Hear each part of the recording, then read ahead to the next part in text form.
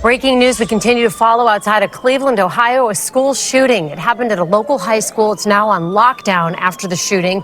Chardon High School, that's what you're looking at from these aerial shots.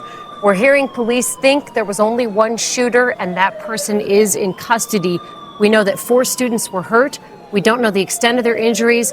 We do know also from police that the shooter opened fire in the cafeteria just as the school day was beginning. Daniel was 16, Demetrius was 16, Russell was 17. 3 friends, 3 sons, 3 futures, stolen in a single morning.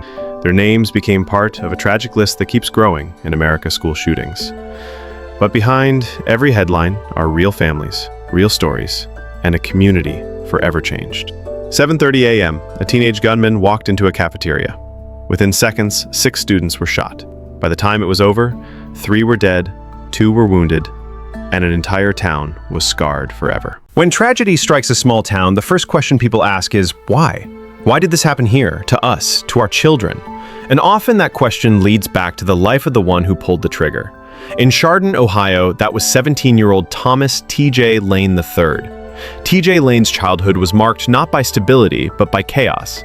Born in 1994, Lane grew up in an environment scarred by violence, neglect, and dysfunction. His parents, Thomas Lane Jr. and Sarah Nolan, had frequent run-ins with the law. Both struggled with substance abuse, and both were involved in a series of domestic disputes that often spilled into public records. Neighbors described young TJ as quiet, withdrawn, and often kept to himself. He wasn't the loud, outgoing type of kid that drew attention in school. Instead, he was the boy who sat in the back, unnoticed, who seemed almost invisible to those around him. As his parents' lives spiraled, Lane bounced between different guardians, sometimes living with relatives, sometimes with his grandparents. Teachers and counselors noted he rarely spoke unless spoken to. Some classmates remembered him as polite, others described him as brooding. No one, however, could have predicted the violence that was brewing beneath the surface. By high school, Lane's path had already diverged from that of his peers. He wasn't enrolled at Chardon High, the town's main school. Instead, he attended Lake Academy, an alternative school for troubled or at-risk students in nearby Willoughby. Still, it wasn't unusual for Lane to be at Chardon in the mornings. His grandfather often dropped him off there to catch the bus to Lake Academy. Students at Chardon knew him, but only in passing. He wasn't part of sports teams or clubs, and he didn't socialize widely. Those who did remember him described a boy who was quiet, sometimes awkward, but not someone who openly caused trouble. Some said he was picked on at times, but others insisted he wasn't singled out any more than anyone else. In hindsight, classmates remembered darker signs. Short, violent writings he posted on social media, or drawings that hinted at aggression. But at the time, those posts blended into the endless stream of teenage angst that fills the internet. That Monday morning started like so many others. Lane was dropped off at Chardon High School around 7:15 a.m. He carried with him a small backpack. Inside was a Ruger .22 caliber handgun, a knife, and a handful of ammunition. He walked calmly through the doors and into the cafeteria. The cafeteria was busy. Students sat in groups, some laughing, others finishing homework, some eating breakfast before the first bell. To anyone watching, Lane appeared unremarkable. He chose an empty table, sat down, and waited. He didn't speak, he didn't smile. He didn't signal what was coming.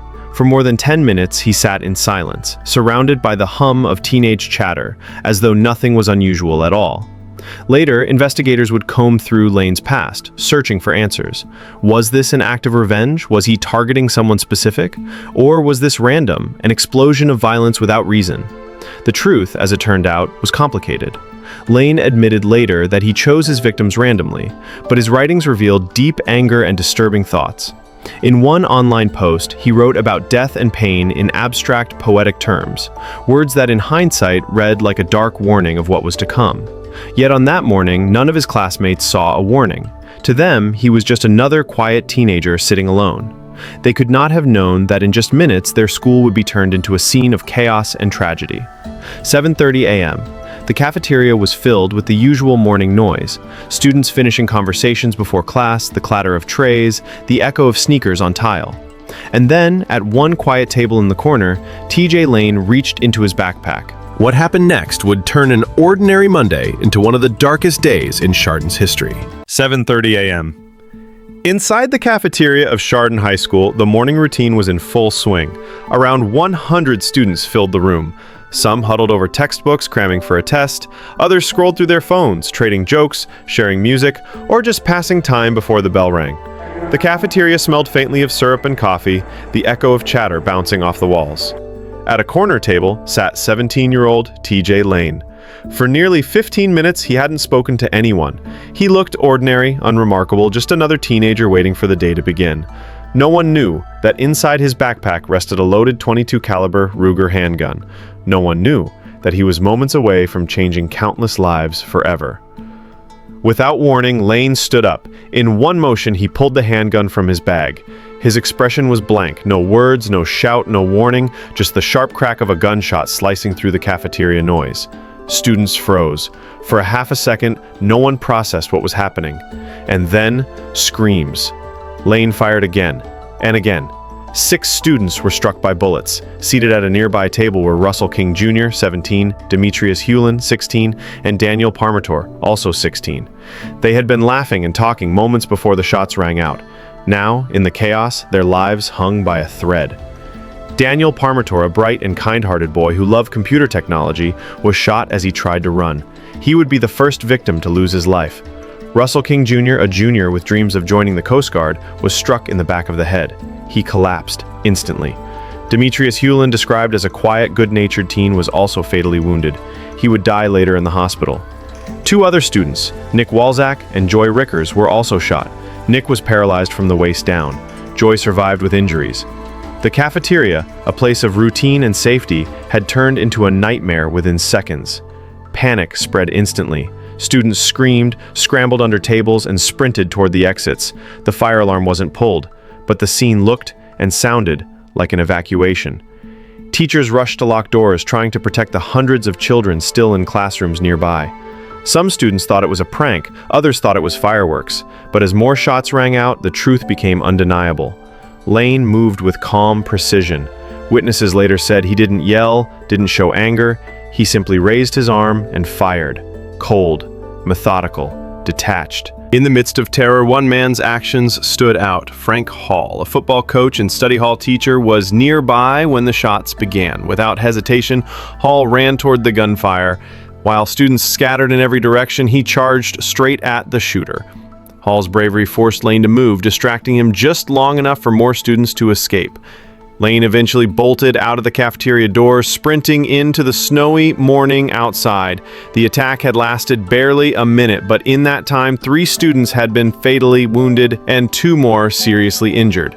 Lane fled the school, still armed. Students who saw him outside described his pace as eerily calm, almost casual, as though he wasn't running away, but simply walking home. Within minutes, police were on the scene. The school went into full lockdown. Parents, alerted by frantic text messages, rushed toward the building, desperate for news of their children. Officers found Lane a short distance from the school, hiding in a wooded area. He was arrested without resistance, the gun was recovered, and the nightmare was finally over. But for Chardon, the damage had already been done. The shooting lasted just 72 seconds. But in those 72 seconds, an entire community was shattered. 3 young lives had been taken, 2 more forever changed, and hundreds of others left scarred by what they had witnessed. The halls of Chardon High would never feel the same again. And for the families of Daniel Parmator, Russell King Jr., and Demetrius Hewlin, the pain would last a lifetime. Good morning. Breaking news. At least 4 students shot at a high school just outside of Cleveland, Ohio. This morning, the victims are being treated at local hospitals. The suspected gunman is in custody. According to reports, it happened about 7:30 a.m. local time. The school was immediately locked down. NBC's John Yang has the latest on this. John, good morning to you. Good morning, Matt. The incident does appear to be over. Geauga County sheriffs and the FBI say they have a student in custody. They believe he was the only shooter. The incident took place in the cafeteria, as you say, about 7:30 this morning. Four students were wounded. 3 boys and a girl. 3 of them have been airlifted to hospitals. No word yet on their conditions. No word yet on details about the alleged shooter, except that police and FBI, sheriffs and FBI say they do believe he acted alone. Chardon, as you say, a rural community about 30 miles east of Cleveland. Only about 5,000 people live there. About 1,000 students at the high school. They all say that this is a community where people know each other. Everyone knows each other. The students were locked down. They have since been evacuated to a nearby elementary school. They're being released in small groups to their parents. Matt? John, you mentioned this happened in the cafeteria, but if we report this happened at 7:30 in the morning, so this is before classes would have begun. A lot of these students sitting there probably having breakfast before the day at school. Do we have any indication whether this was the result of an altercation or more of a plot? There's no word yet. There's no indication yet of the motives behind this. They have the suspect in custody. They're clearly talking to him now. It doesn't appear to have been some sort of plot because officials are stressing that they believe the shooter acted alone, that there was no sort of organization to this. There were no other students involved in this, not the sorts of things, the sort of thing, rather, that we might remember or think about from Columbine High School, where it was 2 students who had gotten together. They say that the shooter did act alone, and they're talking to him now at the sheriff's headquarters. John Yang covering this story this morning for us. John, thank you very much. Check in with Stacy Fry right now. Once again, Stacy is on scene at the high school, and she joins us now. Stacy, what can you tell us? Got an update for us? Well, yeah, I can tell you that the helicopter behind me is a state police helicopter, which has just landed. They took off earlier to take some aerial photos of what was going on here around this school. You see this steady flow of students. We're standing in front of the high school, but just across the grass here is Maple Elementary, where parents were told to come pick their kids up. They were bringing them in small groups. As a matter of fact, actually, they were letting the students out one at a time from the high school. Once they had cleared the building, once SWAT had gone all the way through and found out that it was okay for students to be released, they were still letting them out one at a time. They were making sure they didn't have anything in their backpacks or anything else like that, and then bringing them over to Maple Elementary where their parents could pick them up. There was such a traffic jam around here that a lot of parents were just on foot, as you see they are, and this has been going on for a couple of hours. Obviously, people very freaked out by what was happening here. And here's a student. Your name is? Miranda Balo. Maria, what did you see or hear this morning? I was in first period, and there's like a storm, like a stampede of kids just like sprinted by us. And then I heard like 2 teachers yelling, and he was like, "No, no, stop!" And then like our door slammed, and then we heard 2 gunshots go off. Did you know who this was? Did you know who they were going after? I have no idea. I don't even know who the kid was. I've heard stuff, but I don't really know what to believe. A lot of different rumors. Yeah, a lot of stuff is going on. It had to be pretty terrifying. I heard they locked everybody down for quite some time. You're crouching in corners, not really knowing what's going on. Yeah, exactly. We were kind of just like sitting in my room and literally like a stampede of kids. Like I've never seen anybody run that fast in my life. And I run track. And I've never seen anybody. There was literally like a stampede of kids like sprinted by us, and I just heard a lot of people yelling. Guns go off. I see you here with your cell phone in your hand. A lot of people were texting, finding out what's going my on. family like across the United States was texting me. Everybody knows. It's crazy. It's just shocking that this would happen here. I mean, we always say you don't expect it. It's Chardon. Nothing like this happened, so this is a big deal. I wonder if we'll have school this week. As a mom, I know you had to be freaking out. Yes, very much so, and very impressed with the way Chardon Schools handled everything. All the correspondence that they sent out to the parents right away, both through telephone, through email, and very impressed with how orderly everything was, and that our kids are safe, and very traumatic, and never think it's going to happen to you or your family or your hometown. I can tell you're still upset, even seeing that she's okay. Yeah, she was wonderful. She kept me informed, and I kept asking her if she was safe and let her know I loved her, and my family's reached out to me, and I'm just very grateful. Everybody gets mad at those cell phones in school, but in a day like this, it really helps for kids to have. Absolutely, but it was terrible trying to get through because just connections and everyone using their phones, so nothing was going through. It was difficult, but... There was a reverse 911. You got the message this morning from the school saying... Yes. And what'd they say? They just let us know that there was a shooting that had taken place and that the schools were going to be in lockdown and that the elementary schools were going to be, if they did arrive on buses, to send the kids home. And What was it like getting over here? I mean, it was a madhouse, the traffic. It was crazy. Police everywhere and helicopters everywhere and everyone being rerouted and yelling, and it was crazy. Very stressful. But orderly at the same time. Okay, all right. Thank you guys very much. Glad you're okay. Thank you very much. So obviously, still dealing with the situation around here. We're waiting for another update from the Sheriff's Department, State Police as well. Students obviously very shaken by this. I spoke with a couple who were very close to it. One girl who, as I described to you earlier, was walking down a hallway and saw the kid with the gun chasing down a very specific student. She didn't know either of them. As you've been saying, some people said maybe this kid posted something on Twitter last night that said people were going to be hurt today. No one ever believes that those things are real. Can we just go back to something you mentioned? I just want to make sure I heard this right. Have you gotten any information about somebody passing away? Have you heard? Is that what you just said earlier? That's completely unconfirmed. Okay, all right. Just want to clear. People were hurt. Four people were hurt. At least one was taken by helicopter. Okay. There were rumors earlier that there were 2 gunmen. There was only one. That has been confirmed by investigators here at the scene. As far as the conditions of any of those students, we have no idea. All right. Thank you very much. Just want to clear that up. Thank you very much. Stacey Fry reporting live from the high school right now. Just hours after fleeing the high school, T.J. Lane was arrested about a mile away near his uncle's home. Police officers described him as calm, almost detached, as if he didn't fully grasp the enormity of what had just happened. Investigators would later uncover chilling details. Lane had carried a .22 caliber Ruger pistol, stolen from his grandfather, and a knife. He fired 10 rounds inside the cafeteria. Prosecutors moved quickly. Because Lane was 17 at the time of the shooting, questions initially arose about whether he would be tried as a juvenile or as an adult. But given the severity of his crimes, the calculated nature of the attack, and the number of victims, the decision was clear.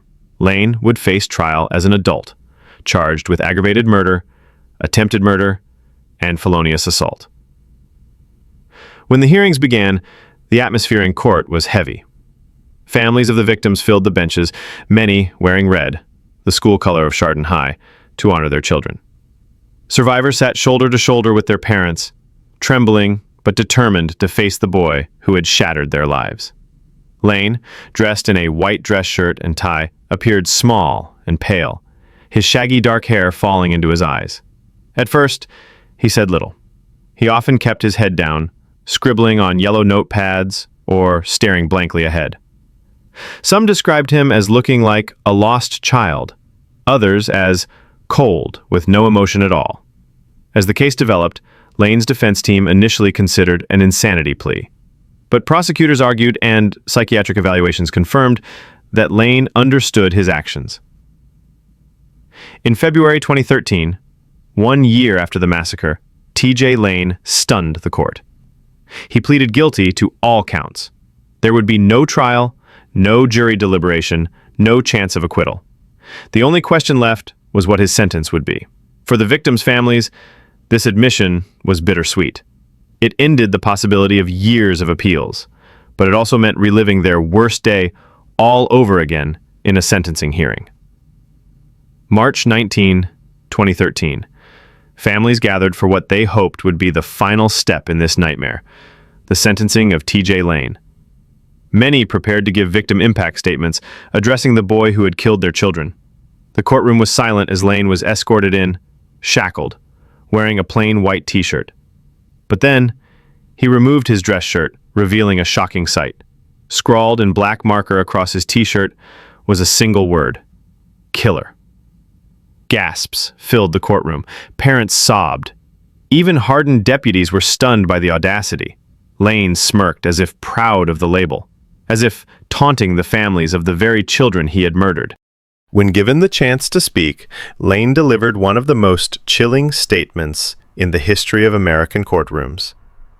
He turned to the families of his victims, smiled, and said, "This hand that pulled the trigger, that killed your sons, I masturbate with it. Fuck all of you." It was cruelty beyond comprehension.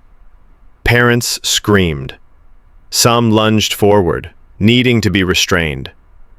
Reporters in the room described it as pure evil on display.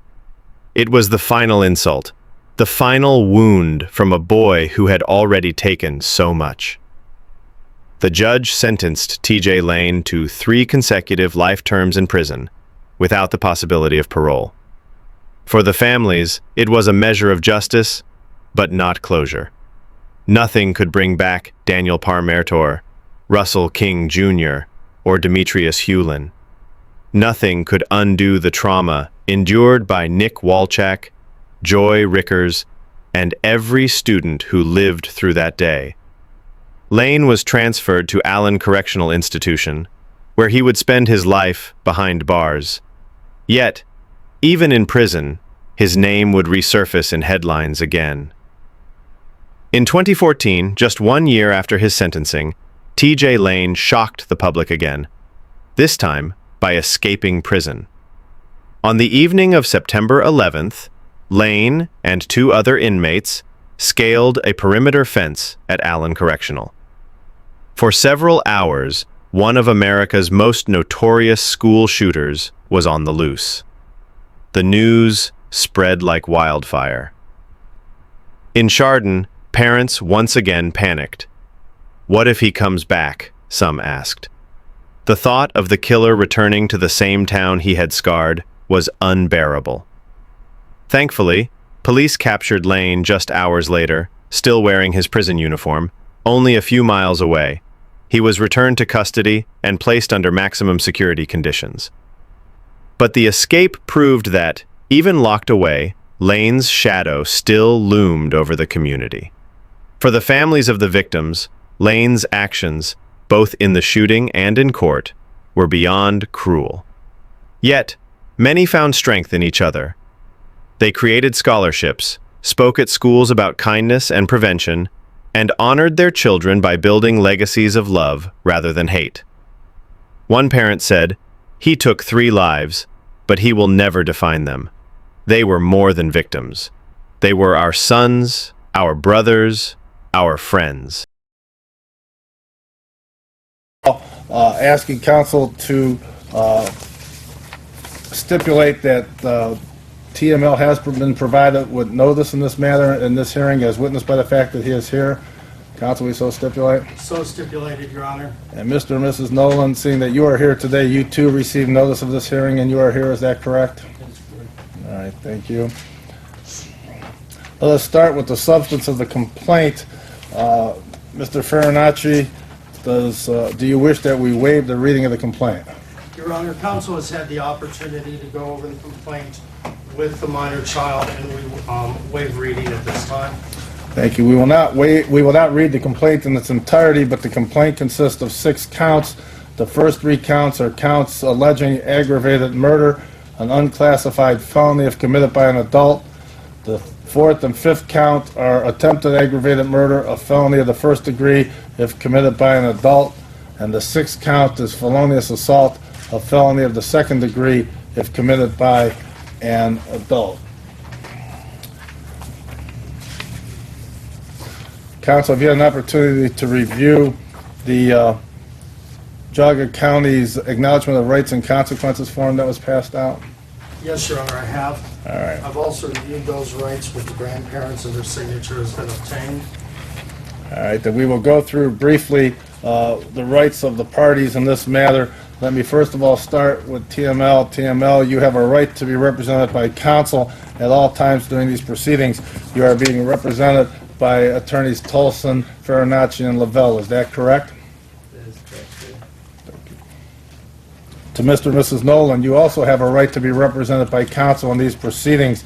Do you wish to be represented by counsel at this time? Not at this time, Your Honor. Okay. The court will note that you reserve that right in any other future proceeding if you so wish. TML, you have a right to receive a copy of the complaint, and as acknowledged by your attorney, you have seen the complaint and have waived the reading of the charges, but you are aware of the 6 charges that have been brought against you?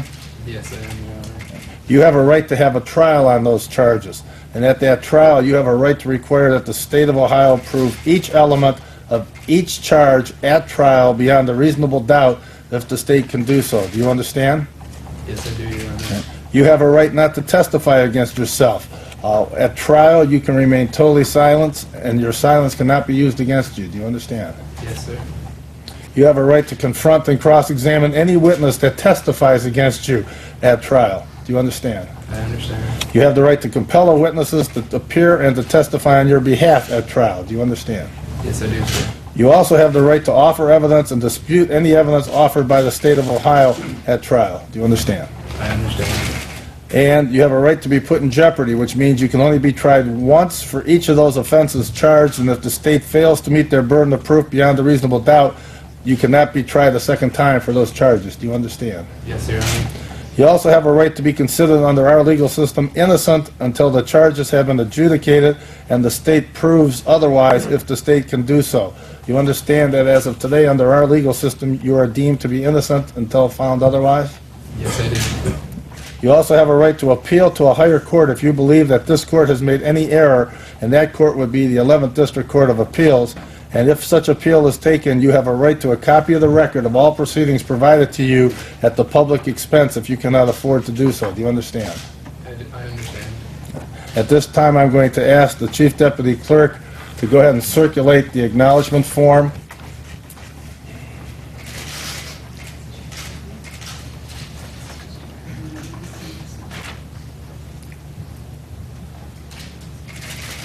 For the benefit of those here, this form is a written acknowledgement by TML3 and the legal guardians that they have been advised of the rights that TML has throughout the proceedings, including the possible consequences.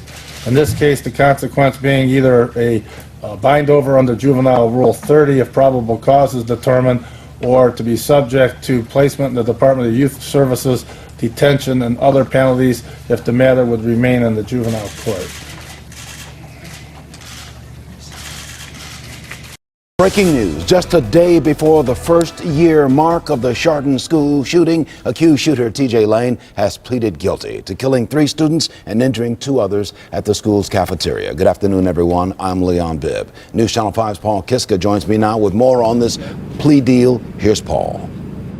That's right. Hello, Leon. Good afternoon, everyone. Here's the facts as they stand here in Chardon this morning at the Geauga County Courthouse. 18-year-old T.J. Lane just pleaded guilty to 3 counts of aggravated murder, 2 counts of attempted aggravated murder, and 1 count of felonious assault. All those come with gun specifications as well. He could get up to life in prison without parole. He'll be officially sentenced by Judge Fury March 19th. This is video of T.J. Lane walking into the courtroom, a green button-down shirt, his hair, his head cleanly shaved. Again, he could get up to life in prison without parole. Judge Fury asked T.J. Lane at one point if he understands, if he is sentenced to life in prison without parole, that he will die in prison. Lane simply replied yes.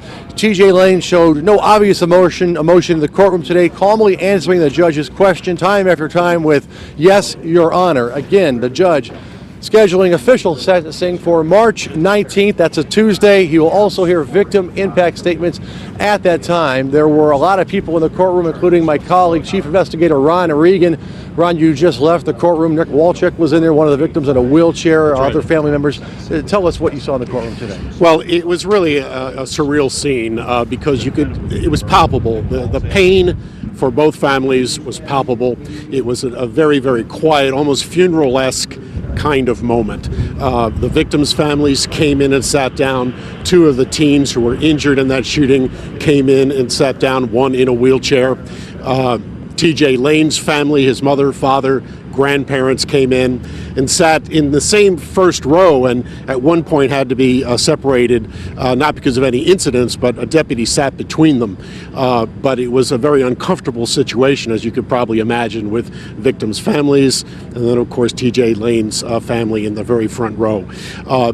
T.J. Lane was responsive to questions that the judge asked him, but generally showed no real emotion.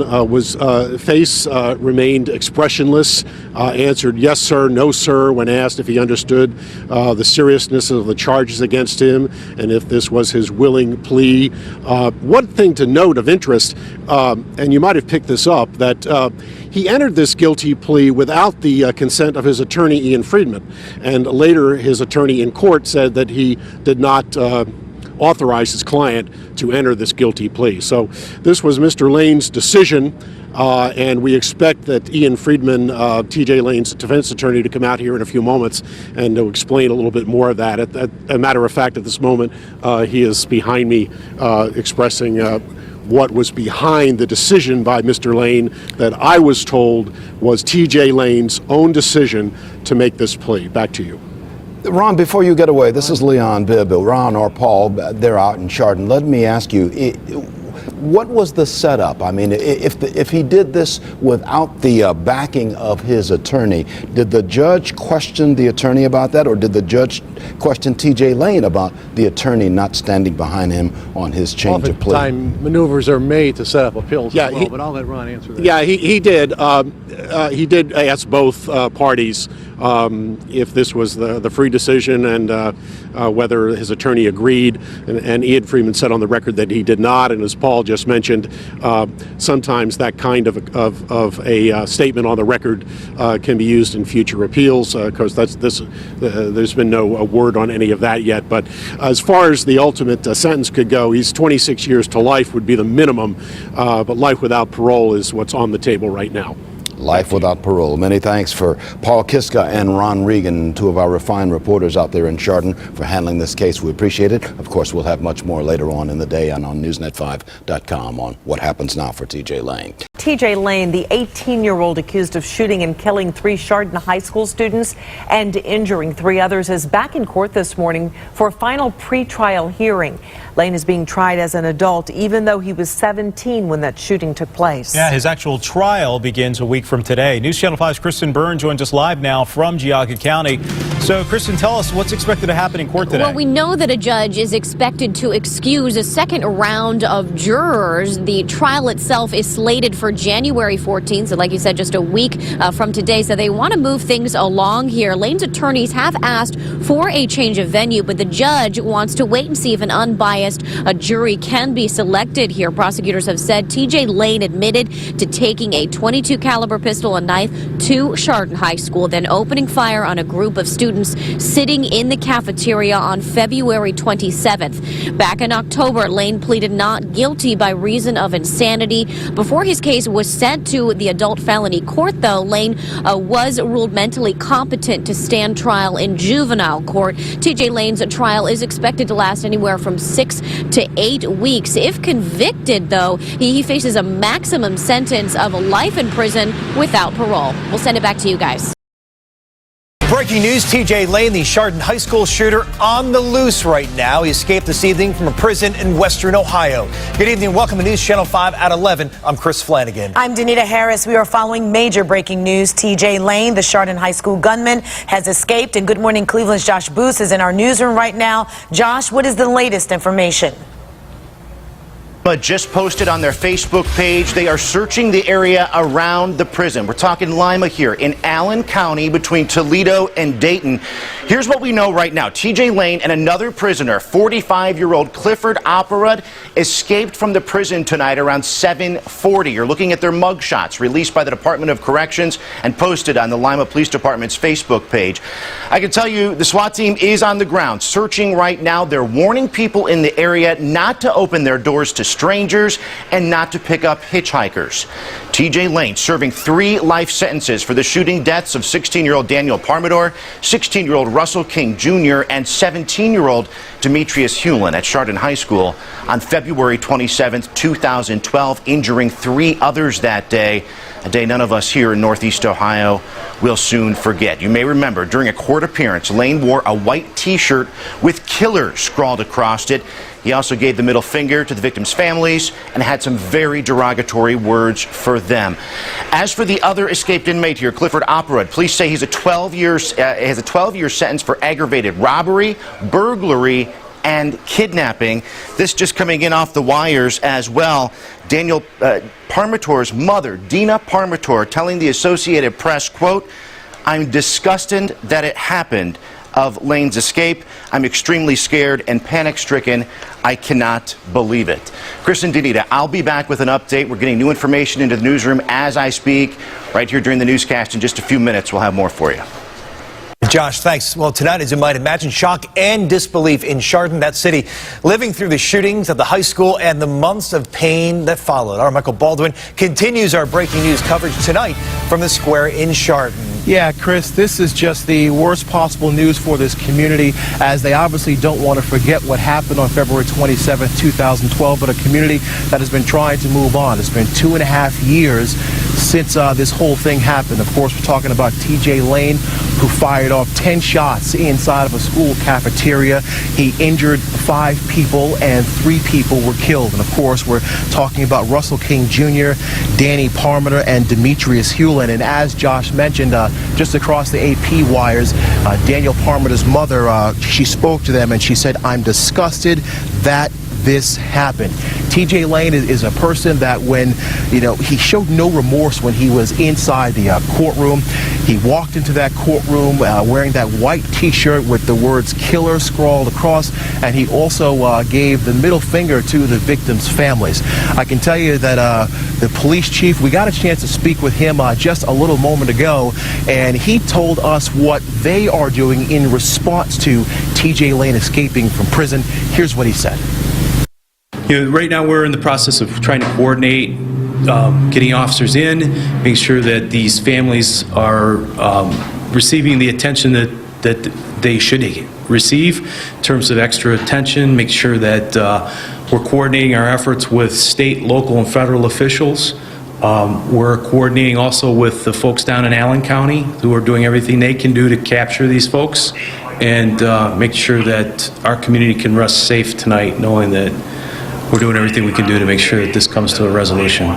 If you remember, T.J. Lane's last appeal was rejected. This is a person who has gotten 3 life sentences. And again, just to reiterate, this is a community that is really trying to move on. And it's almost as if every time they try to move on, T.J. Lane will do something to kind of slap them in the face. Now, with the Lima Police Department, they were telling people, don't open up the door to strangers, and also don't pick up any strangers as well. So we'll be following the situation here going on in Chardon. We're over here in the square.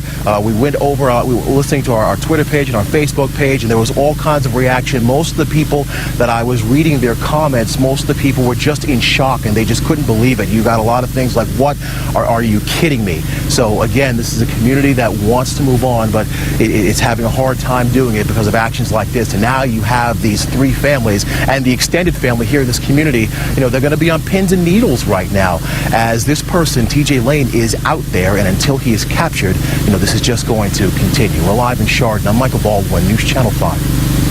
Michael, thank you. And just to recap, T.J. Lane, the Chardon High School gunman who killed 3 fellow students back in February 2012, has escaped from a prison in Allen County, Ohio. That is in western Ohio. We have been in touch with Chardon police, as you saw there with Michael. They are on alert and bringing in extra officers. Of course, we're following this breaking story, and we'll update you as any new information comes in on air on newsnet5.com and on social media. Josh Boos right now is working the phones in the newsroom. We'll check in with Josh in a few minutes here on News Channel 5 at 11.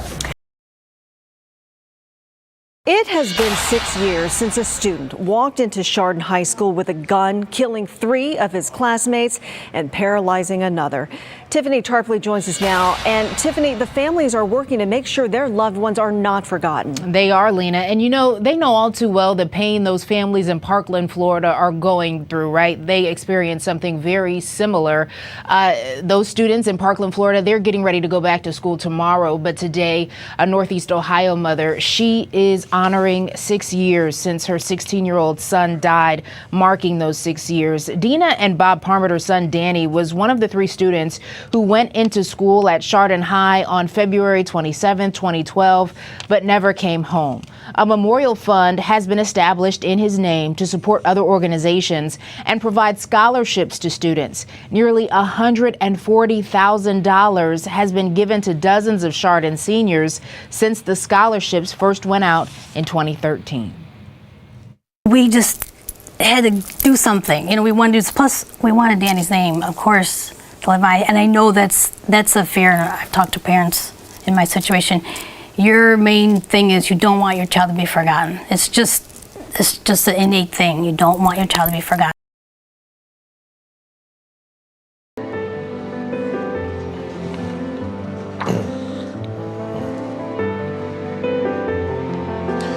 Ten years ago next Sunday, a former student opened fire at Chardon High School in a crowded cafeteria, killing 3 students and wounding 3 others. And one of the heroes that day who saved a number of lives was Coach Frank Hall, who chased the killer out of that school. And ever since, he has dedicated his life to preventing similar attacks. Sarah Schuckman spoke with him about that day, how it shaped his life and his life's work.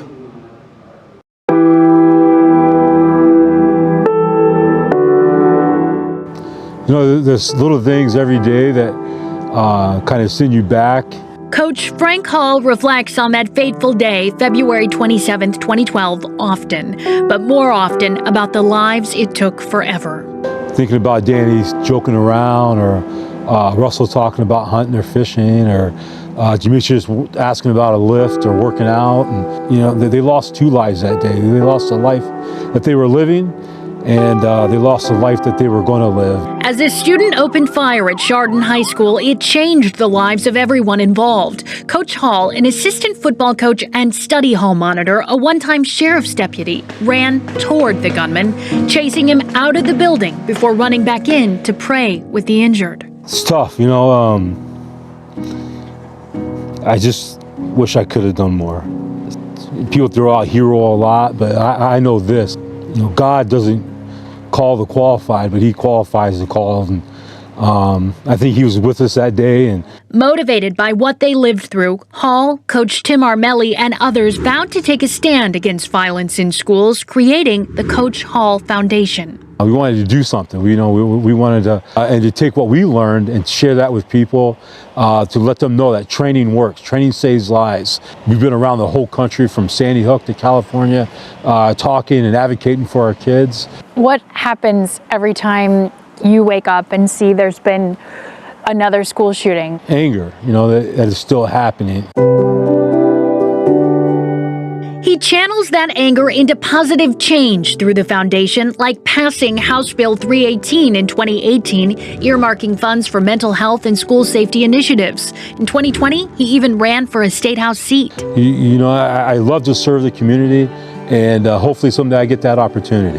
For now, it starts with students. We need to get back to letting our kids know that, you know, solving a temporary problem with a permanent solution isn't the way to go. Whether it's suicide or gun violence or drug violence or whatever it may be, you know, you're feeling bad, and it's okay to feel bad. You know, just you know, pull your bootstraps up and find somebody and talk about it. He says he's thankful for the people he can lean on in those times, his wife and 9 adopted children, and the community they call home. I'm so blessed. My friends, Coach Armelli, Coach Snyder, Coach Fetchick. We are blessed, very blessed. It gets emotional. Yeah, It's just love right there, I think, you know? Yeah. Chardon embraced the mantra "one heartbeat" as they united in the darkest days of 2012. Coach Hall wants other communities to find that strength without experiencing the tragedy. Just how we persevered and just accomplished a lot since then. And we always do it with Danny and Demetrius and Russell in the back of our minds and in our hearts. And at least I do. I know that. So. That was Sarah Shookman reporting. Tomorrow night here at 11, we'll take a look at school safety and if anything has changed in the past 10 years.